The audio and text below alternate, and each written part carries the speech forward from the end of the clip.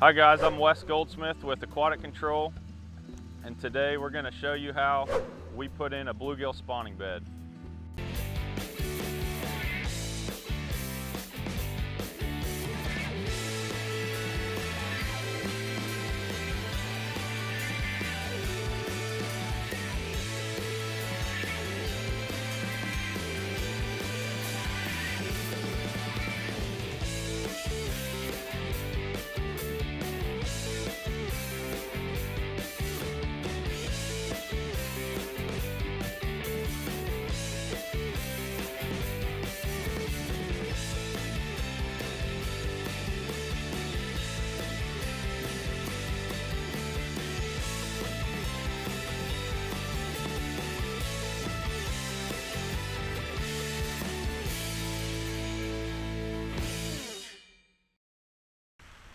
Today we're picking up where we left off with this project.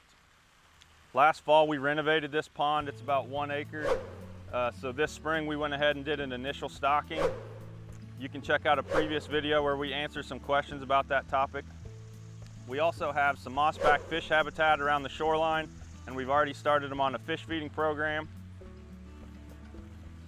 So at this point in the season, some of our bluegill are already up to a kind of a sub-adult size and they're trying to spawn.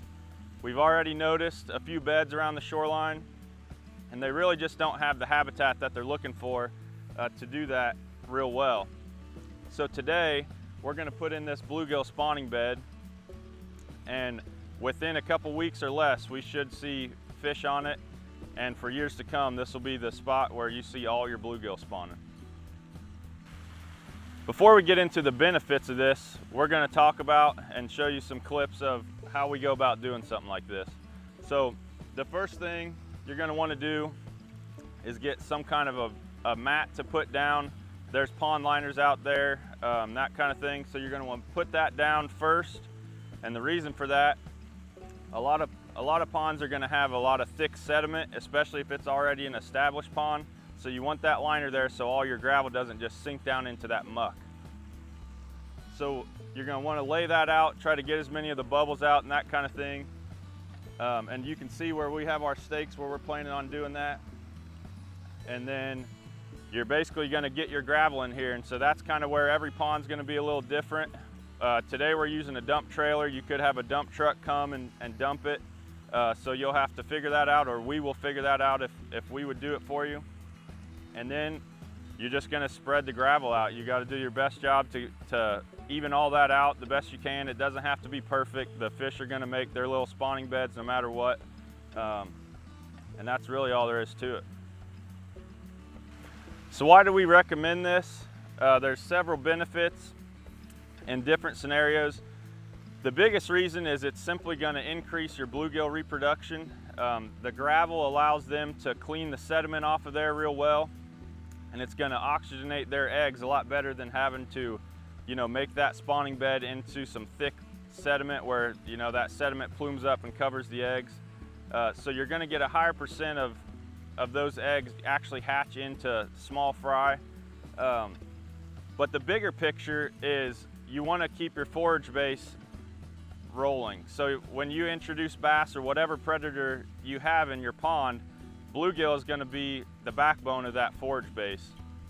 And so you really have to focus on keeping enough food out there for your largemouth, smallmouth, walleye, whatever you have in there. They eat a lot of fish, and the bluegill reproduction is going to be one of the most important ways to manage that.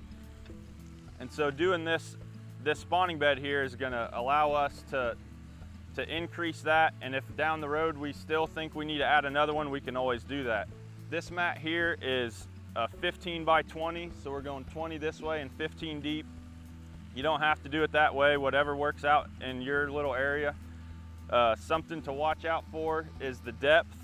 They're going to spawn in 0 to 3 feet, so if you have a really steep bank, you're going to want to look for a different area.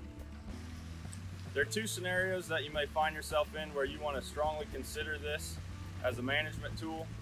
One is if you're about to dig a pond or you have a pond filling right now. The best time to do this is actually before the water fills up. It'll make the process a lot easier, and it's something that's always going to benefit your pond. The other scenario is if you already have established pond and you're out there fishing and you notice a lot of small bass about the same size and you're not catching several different size classes of bluegill, those are two big indicators that something like this can help your reproduction and begin to fix those problems. So we're finishing up here today. The last thing we have to do is just pull these stakes and we'll be done. We're actually already just standing here doing this video, seeing bluegill come check this area out.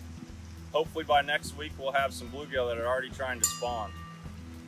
This is obviously something that you guys can do on your own, but if you're not interested in that and you'd like some help, you know, we can come out there and help you.